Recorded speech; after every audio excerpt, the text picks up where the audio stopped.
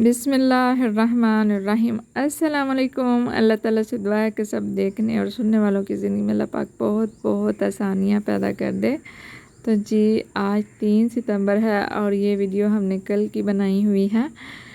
तो कल मैं बालकनी की सफाई के लिए नीचे गई कि इसको थोड़ा सा साफ़ कर दें, क्योंकि एक दिन पहले उसे मैंने काफ़ी पौधों की प्रूनिंग ट्रिमिंग वगैरह की थी और अमरूद की तो मैंने अच्छी खासी जो है वो कटिंग करके रख दी, क्योंकि बिल्कुल ही प्लांट्स के ऊपर जो है जो नीचे गमलों में थे उनके ऊपर धूप का ज़रा सा भी जो है ना वो नहीं आ रहा था कोई भी असर, और ना ही कोई ब्राइट लाइट। उस तरह से ऐसे लगता था अब जैसे ना यहाँ पे अंधेरा अंधेरा सा।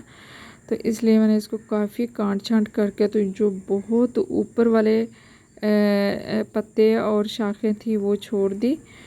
और ये देखें पत्ते जो हैं वो किस तरह से गिरे हुए हैं, क्योंकि अमरूद का अब ख़त्म हो गया, कहीं कहीं इन 2-4 रह गए हैं और कुछ जो है अमरूद काफ़ी ज़्यादा परिंदों ने भी खा खा के नीचे गिराए हुए थे। तो जब फल पक जाता है तो परिंदे बुलबुल चिड़ियाँ वगैरह भी बहुत शौक़ से खाती हैं अमरूद के फल को।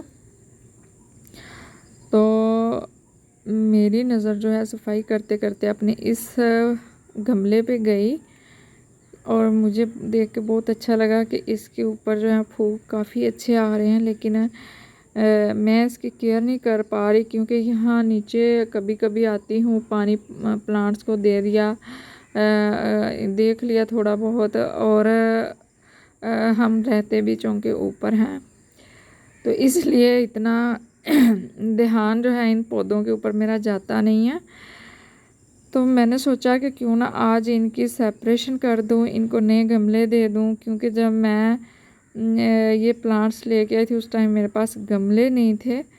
तो मैंने सारे जो हैं एक ही पॉट में 12 इंच के पॉट में लगा दिए। तो ये मिट्टी कुछ हम इस्तेमाल करेंगे, कुछ इसी गमले से निकलेगी जिसमें ये लगे हुए हैं, तो वही हम इस्तेमाल करेंगे। मिट्टी जो है वो काफ़ी अच्छी थी, कोई इसमें फंगस काई वगैरह नहीं थी। तो मैंने सोचा कि इसी मिट्टी को यूज़ में लाया जाए।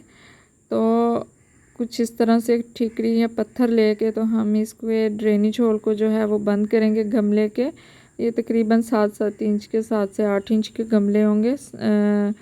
तो ये देखें जी कुछ इस तरह से हमने निकाली है मिट्टी, गीली थी गमले की काफ़ी, क्योंकि कल हमने इसमें वाटिंग की थी।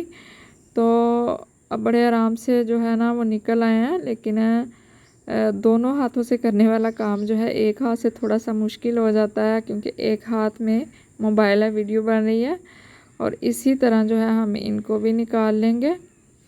और अगर इस तरह से ना निकल रहे हों तो ज़्यादा खींचे मत पौधे को, क्योंकि उससे जो आपकी स्टेम है उसके टिश्यूज़ फट भी सकते हैं, वो ख़राब हो सकती है, डैमेज हो सकता है आपका पौधा। तो ये देखें जी ये दूसरा भी हमने निकाल लिया है।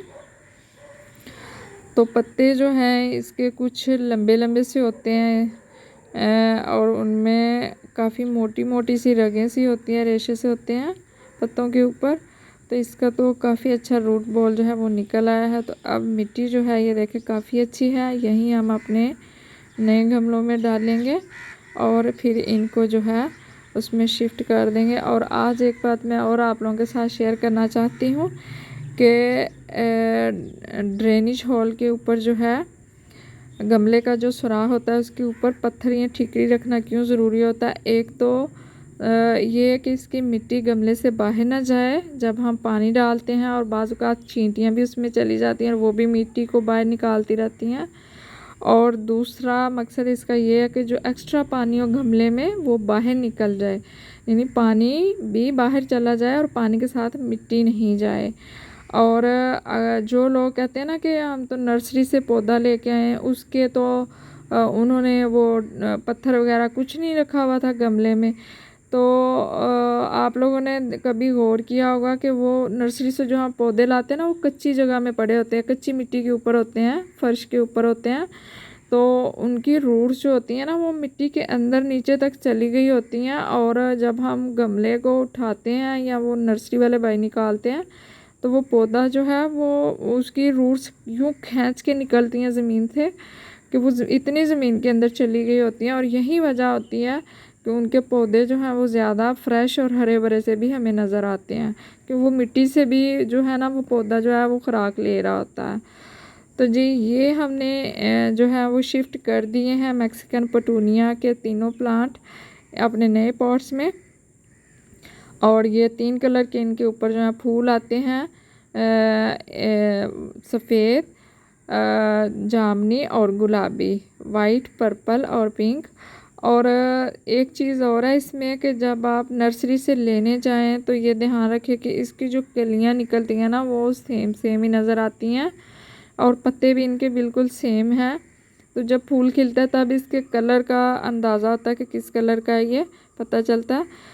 तो आप वहाँ पूछ लें कि ये कौन से कलर का पौधा है, तो फिर आप लें। मतलब अगर आपने वाइट कलर के फूलों वाला लेना है तो आपको पता होना चाहिए कि इस पे वाइट ही फूल आएंगे, तो इसलिए आप उनसे पूछ लिया करें कि हमने पर्पल फूलों वाला लेना है तो पर्पल फूलों वाला हमें दे दें। इस तरह से आपको पता चल जाएगा। तो ना तो आपको पत्तों से इसका पता चलेगा और ना ही इसकी कलियों से। तो जी मैं इनको छत के ऊपर लेके जाना चाह रही हूँ, लेकिन अभी 1-2 दिन ये नीचे पड़े रहेंगे क्योंकि हमने इनकी नई शिफ्टिंग की है। तो फ़ौरन ऊपर ले जाएंगे तो ज़ाहिर है यहाँ तो बिल्कुल ठंड है और ऊपर जो है वो अभी अच्छी खासी गर्मी है और कुछ ना कुछ धूप भी जो है वो आती ही है। तो बल्कि अच्छी खासी धूप आती है। तो फिर 1-2 दिन के बाद जो है इनको मैं छत पे ले जाऊंगी क्योंकि इतने प्यारे फूल आ रहे हैं, तो ये हमारे आसपास रहने चाहिए ये वाले पौधे भी।